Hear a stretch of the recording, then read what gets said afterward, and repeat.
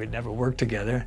And he was in a mood at that time. He says, I don't want to do any more violent pictures. I'm tired of it. I've been involved with a lot of them. He says, I'm really tired of it. I said, I know exactly where you're coming from, but read it again because I think we can make a great statement.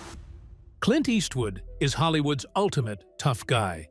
But behind the stoic glare lies a man who doesn't forgive easily. When his patience runs out, he doesn't shout, he erases.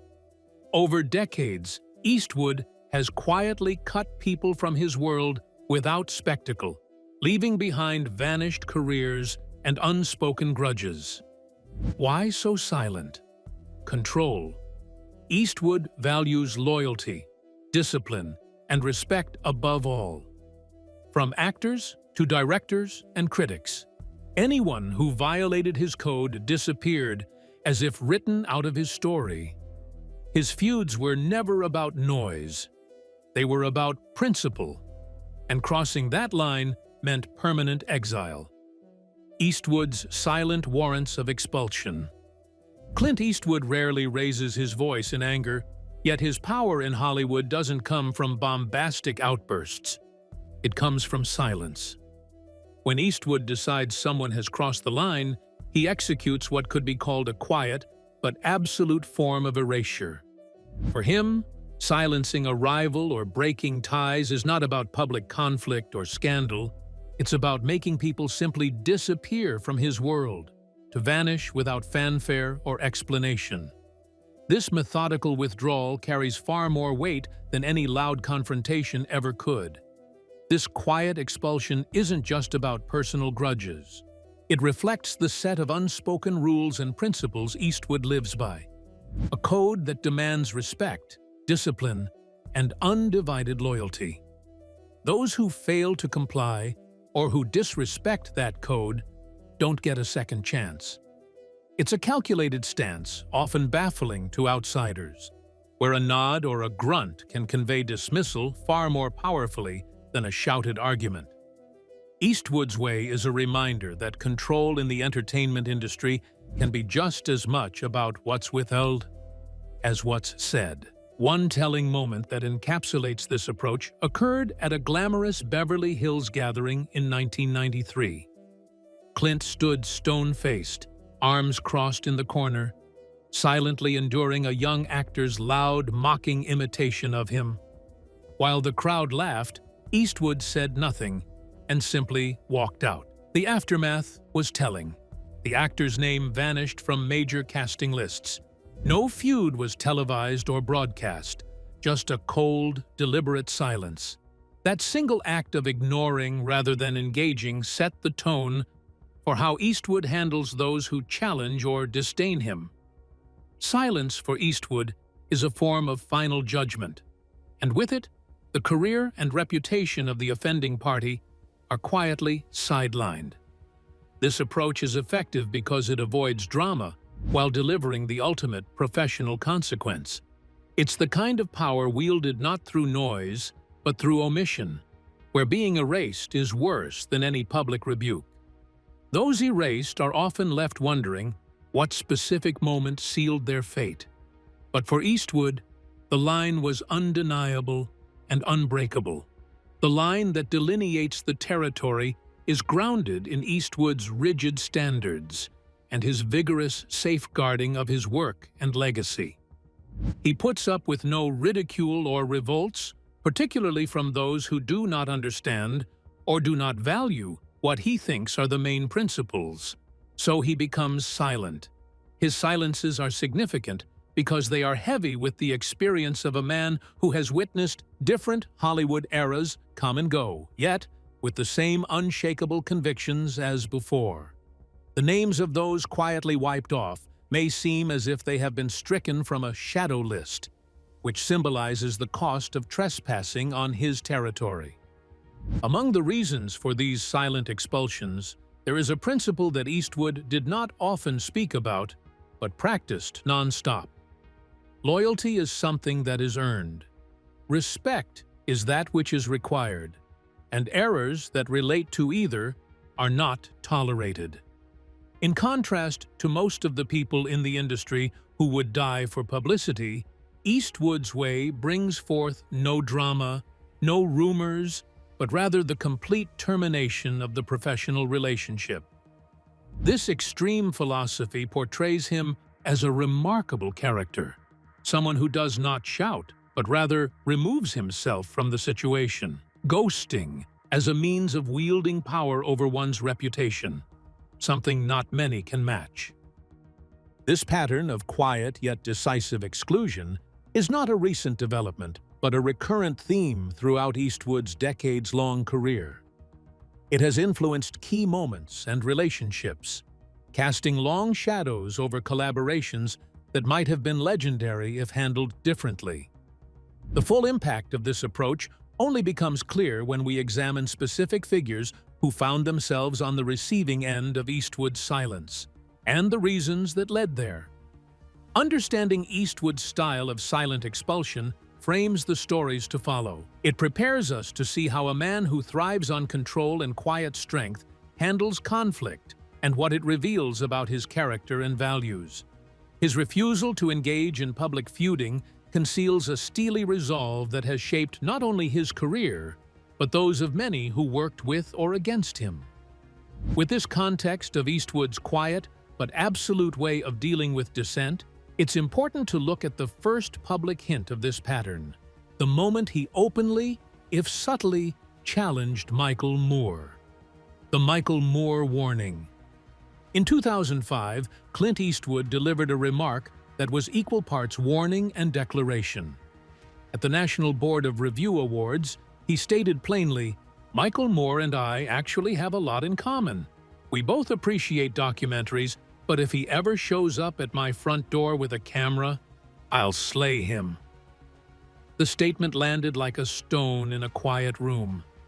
There was nervous laughter, but no smile or wink from Eastwood. Only cold seriousness that made clear this was no joke. It was a red line firmly drawn.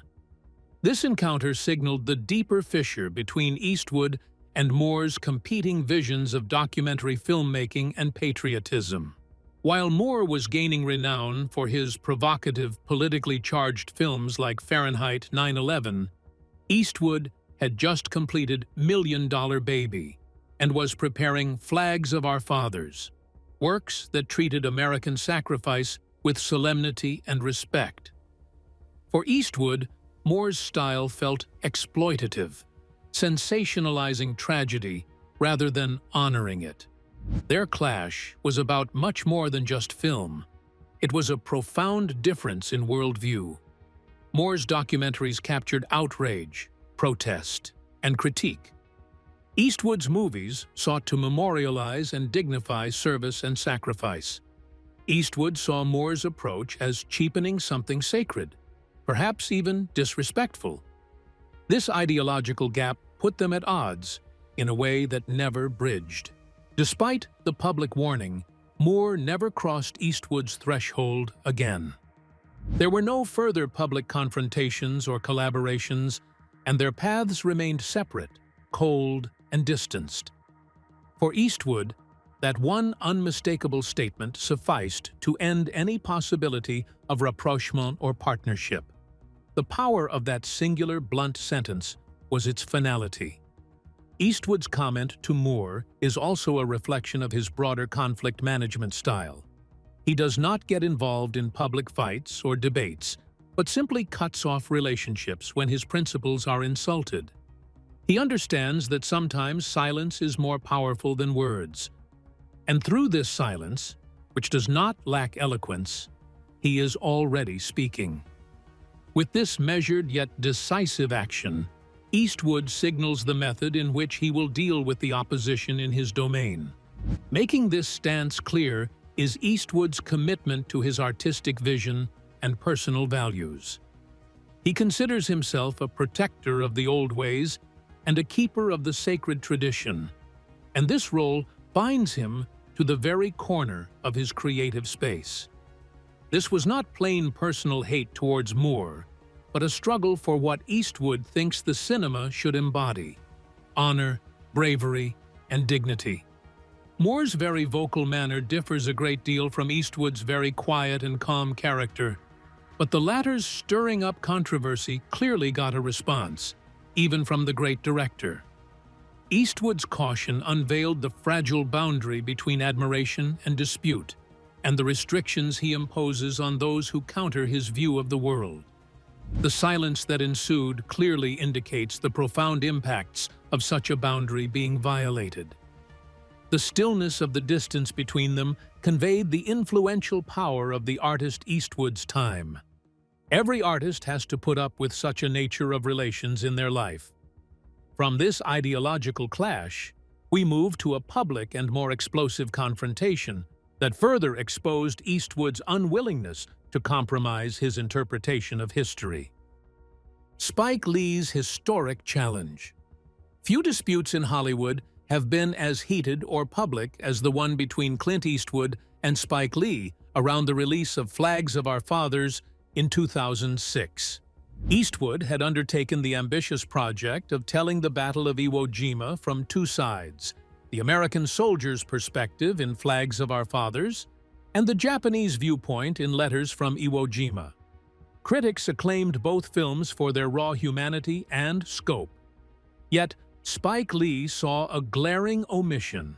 Spike Lee publicly accused Eastwood of erasing the role of Black Marines who fought and died at Iwo Jima, charging that Flags of Our Fathers whitewashed history by ignoring these vital contributions. Lee's stance was not just about a single film, but a demand for a fuller recognition of African American soldiers' sacrifices.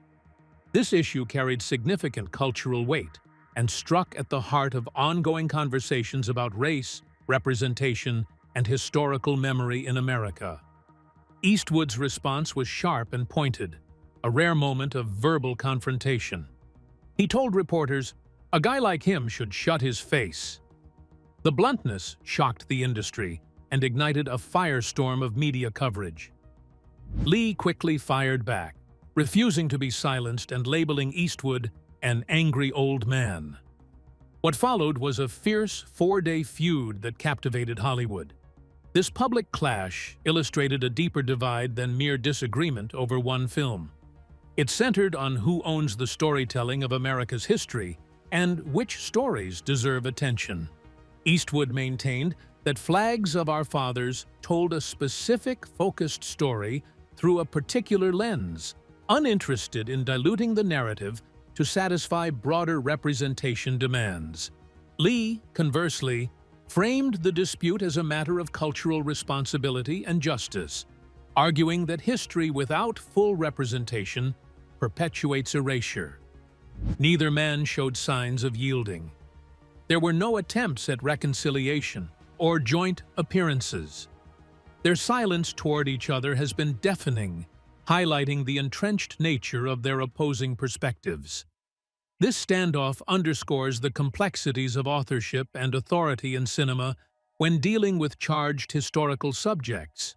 Critics and commentators tried to interpret Eastwood's terse reply and Lee's defiant stance, often suggesting ways to soften tempers or find middle ground. Eastwood never clarified his comment, letting his silence serve as an unambiguous answer.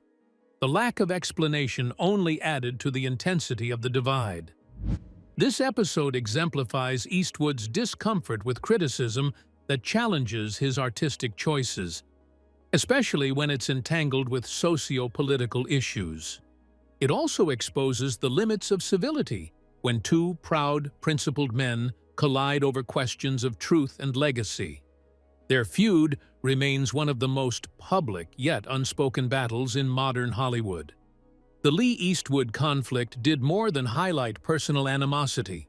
It sparked reflection on how history is told, who controls those narratives, and what responsibilities filmmakers bear. It forces audiences to consider the tension between artistic focus and inclusive storytelling, a debate that endures. The tensions with Spike Lee invite us to examine Eastwood's more personal conflicts with his collaborators, where the stakes become intimate and yet no less consequential.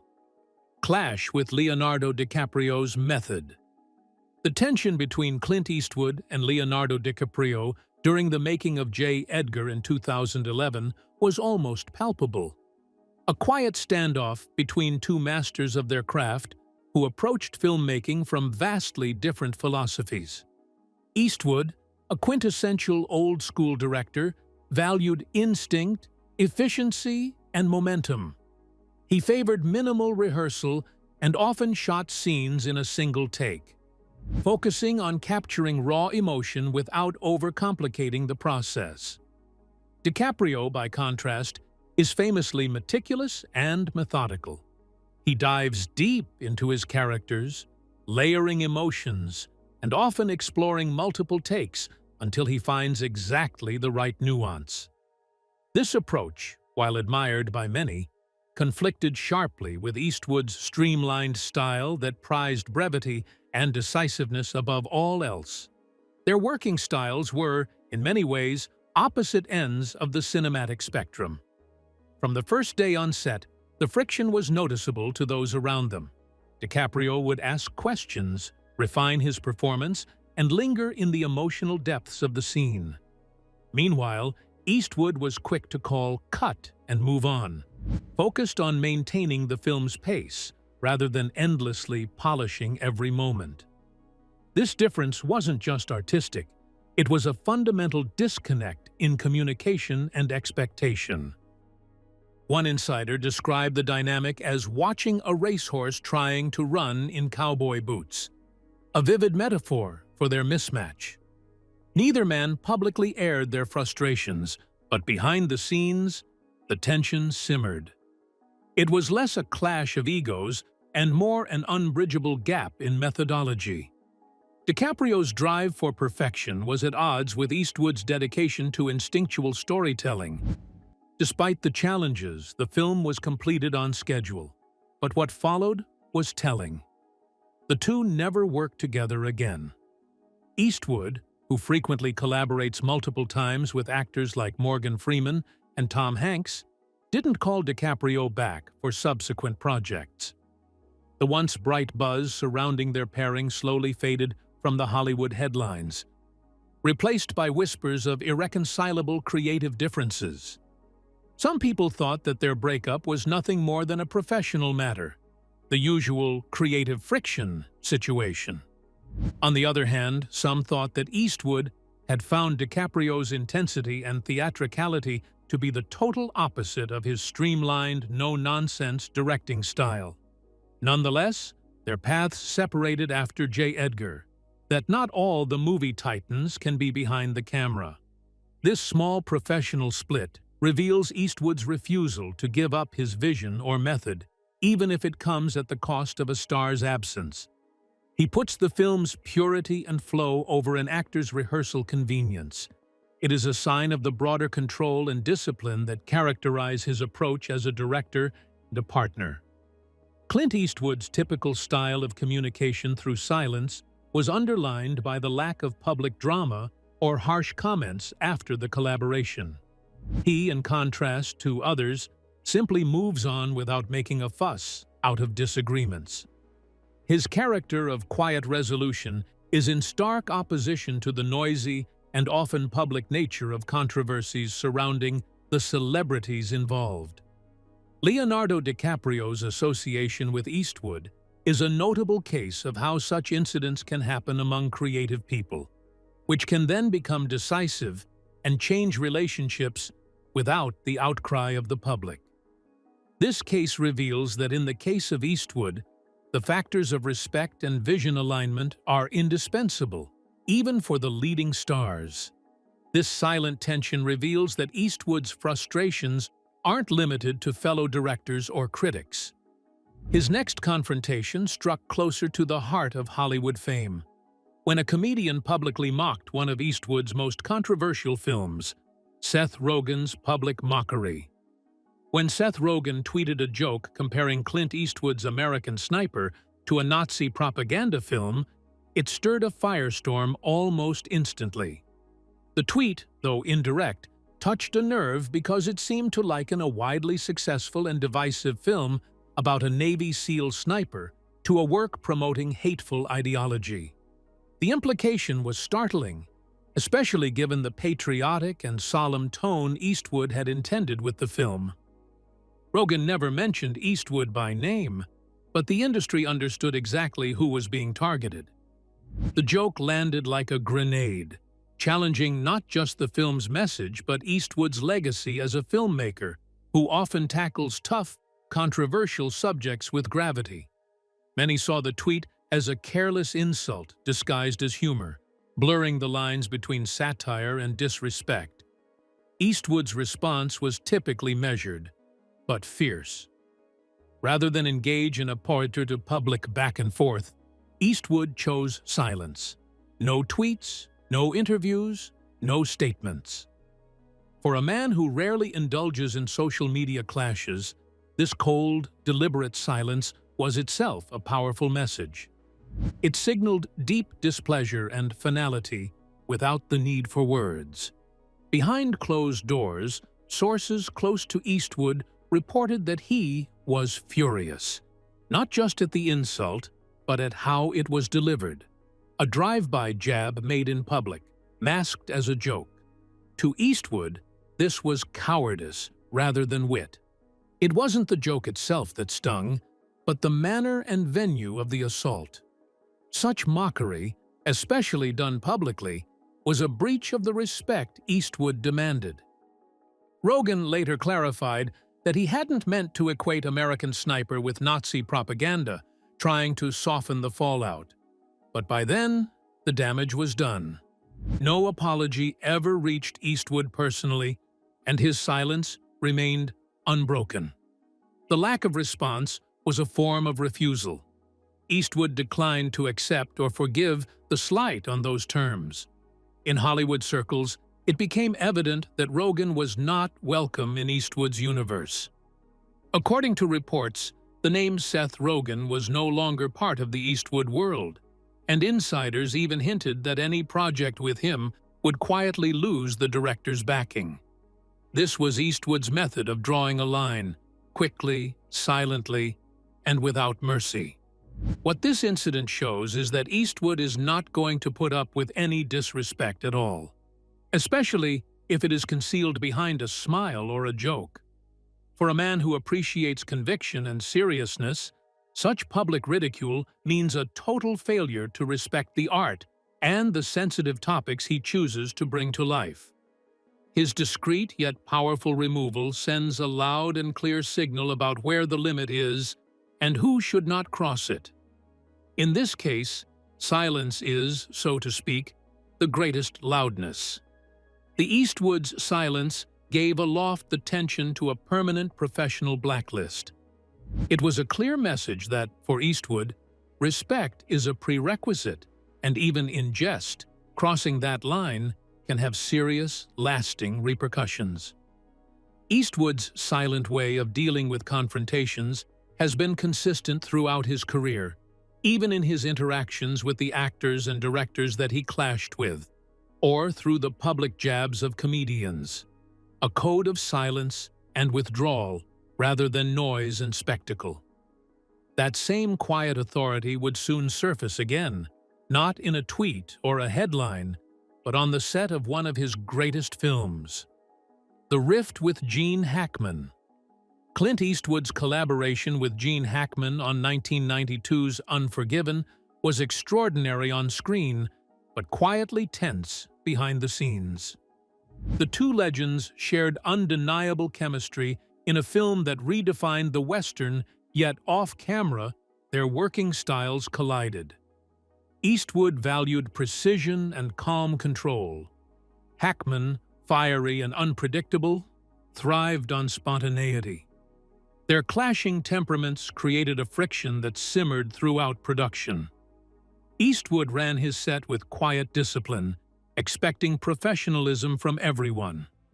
Hackman, resistant to rigid structure, often pushed back, questioning direction, camera placement, and even rewrites. His defiance wasn't rebellion so much as pride, but it created visible tension early on. One telling moment came when Hackman interrupted Eastwood mid-instruction, rejecting a line he disliked. Eastwood's reaction was composed but commanding. He simply looked at Hackman and said, "You will." No shouting, no debate. Just a calm assertion that ended the discussion. The silence that followed made clear who held authority. That exchange became emblematic of their dynamic. A power struggle conducted without theatrics, where Eastwood's restraint spoke louder than anger. The chill persisted. Though the two men maintained professionalism, their interactions were minimal and formal. There was respect between them, but no friendship. The atmosphere on set remained taut, the air charged with an unspoken distance that mirrored their characters' tension on screen. When Unforgiven won multiple Oscars, including Best Picture and Best Director, both men shared in the triumph, but never reunited professionally. Eastwood never worked with Hackman again, or listed him among his trusted collaborators. Unlike Morgan Freeman or Richard Harris, Hackman's name faded from Eastwood's creative circle. Crew members later remarked that the rift was irreparable. Hackman's intensity and his challenges to Eastwood's authority had crossed a silent line. In Eastwood's world, that meant closure. No grudges, but no second chances. He moved forward with teams that fit his rhythm and respected his leadership without friction. Hackman retired from acting not long after, his legacy secure, but his connection to Eastwood left unresolved. Their uneasy partnership remains a fascinating footnote in film history. Two titans of their craft, delivering greatness through creative tension, yet unable to coexist beyond it. For Eastwood, chemistry goes deeper than talent or fame. It's about mutual trust and unspoken understanding. Once that trust fractures, the decision is final. The door closes. The Eastwood-Hackman rift illustrates more than a clash of personalities. It reflects Eastwood's guiding principle. Loyalty, control, and respect form the foundation of his world. Violate those tenets, and silence becomes his verdict. A quiet, definitive end. These exacting standards lead naturally to broader reflections on the code by which Eastwood operates, one that governs not only individuals, but the entire creative process. Eastwood's code of loyalty and control. At the heart of Clint Eastwood's legendary career lies a strict code that prioritizes loyalty, discipline, and unwavering commitment to the film's vision. This code is not often laid out explicitly, but it governs how Eastwood chooses collaborators and navigates conflicts. For him, filmmaking is a precise craft, dependent on each participant's respect for the process and for his leadership. Without that alignment, relationships and projects risk collapse. Eastwood's command style is well known in Hollywood: minimal takes, limited rehearsal, and a focus on instinct over cerebral overwork. This approach demands that actors trust his judgment and be prepared to deliver quickly. When collaborators fail to meet these expectations, either by questioning decisions too persistently or by introducing distractions, Eastwood views it as a breach of trust. Such breaches are rarely forgiven, no matter the talent involved. Loyalty to Eastwood means more than just obedience. It embodies a shared dedication to the film's integrity and a respect for the collective effort. In his world, ego takes a back seat to the story being told. Those who prioritize personal ambition over the project's needs find themselves sidelined or quietly cut out. This environment cultivates a unique kind of discipline that few filmmakers achieve. Trust, for Eastwood, is fragile but essential. Once broken, it triggers decisive action, often a professional cold shoulder rather than any public confrontation. Eastwood's method of quiet erasure removes those who have crossed lines or shaken his confidence. This silent but powerful rejection is part of how he maintains creative control and preserves the tone and quality of his work. This code also reflects Eastwood's broader worldview, steeped in traditional values and a respect for hierarchy and order. He demands that those who work with him understand and accept these principles, updating loyalty with personal integrity and professionalism. These values underpin his decades of success, but also explain the fractured relationships behind the scenes. Eastwood's code, primarily viewed, is a defense mechanism, a means of protecting himself, along with his art, from chaos, distraction, and dilution. By keeping his creative environment under control, he guarantees that his films are nothing but his vision. This fierce protectionism may be isolating, but for Eastwood, it is a must for the art to live no more and shine the brightest. Hardly anybody else in the industry can control the same amount of respect and fear at the same time. Eastwood's reputation for very disciplined measures guarantees that casting and crew selection are done with utmost care and consideration. This high standard of accuracy discourages any such conduct that might bring discord or slow things down on the set. This method, although at times leading to standoffs that attract media attention, more frequently results in the quiet termination of professional relationships. The absence of public contestation or apology is in itself a proclamation. Eastwood's code is immutable and cannot be bargained with. Those who comprehend it either flourish under its limits or silently leave its sphere of influence. Loyalty and control, being the culture, not only characterize Eastwood's career, but also determine his legacy. A director whose power is calculated as much by what he doesn't let in as by what he produces. It prepares the ground for realizing the last but not least important weapon in his arsenal: his silence. The power that silence wields in Clint Eastwood's world is an extraordinary force that governs his relationships and legacy alike. The power of Eastwood's silence. Clint Eastwood's silence is his sharpest weapon, more potent than any outburst or public feud. In an industry driven by noise and spectacle, his quiet withdrawal speaks louder than confrontation. When Eastwood removes someone from his life or career, it's final. That silence marks a boundary crossed beyond repair. A message of consequence delivered without a word. Unlike the stars who thrive on statements and social media validation, Eastwood operates differently. He doesn't explain, argue, or express his emotions in public. Instead, he lets absence do the talking. This refusal to engage not only protects his privacy, but also strengthens his control over his narrative. When he closes a door, it stays shut. No press releases, no clarifications, no turning back. This quiet firmness extends beyond personal matters into his professional code. By withdrawing support discreetly, Eastwood removes people from opportunity without stirring scandal. His reputation carries enough weight that being left out of his circle is punishment in itself.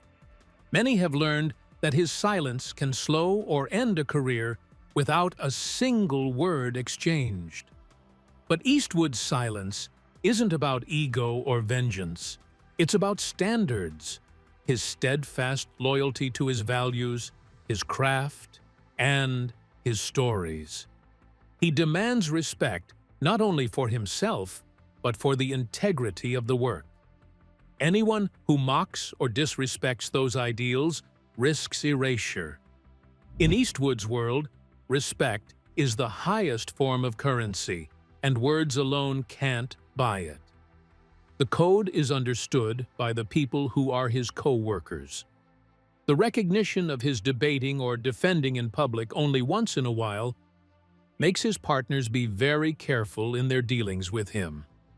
He doesn't speak, which can be interpreted as a sign of power. He sets the rules, he requires loyalty, and he keeps his influence that much. To be ignored by Eastwood is to be judged in a way that is deeper than mere criticism. However, His non-reactive stance is not a sign of a person filled with hate. It is a kind of mentality that believes in the importance of focus and efficiency. Eastwood is never the one to get involved in the minutiae or the dramas of daily life. He is a master of the work that outlives everyone. That calmness has earned him, over the years, a very rare position in the film industry, which is such that the noise dies out quickly while silence lasts. His silent authority, however, is even more than fear. People notice his consistency. What he does is in line with the values he never has to express. The few whom he trusts are the ones who are close to him. The others just disappear from his life, which is a clear indication that Eastwood runs his realm on principles, not politics. The absence of sound has always been a method of power, but Eastwood uses it like a cowboy, precise, determined, and ultimately. It characterizes his relations, his fame, and his creativity. Ultimately, Clint Eastwood's silence is not a lack of communication. It is a showcase of power. Sometimes the strongest message is the one that is never expressed. Clint Eastwood's story shows how silence can be one of the strongest forms of power and conviction. His calm but unyielding way of confronting betrayal and disrespect has not only defined his career, but also left a lasting mark on those who've worked beside him. If you enjoyed this glimpse into Hollywood's most stoic legend, please like and subscribe for more untold stories from cinema's golden era, and watch the next video that's now appearing on your screen for another remarkable journey through film history.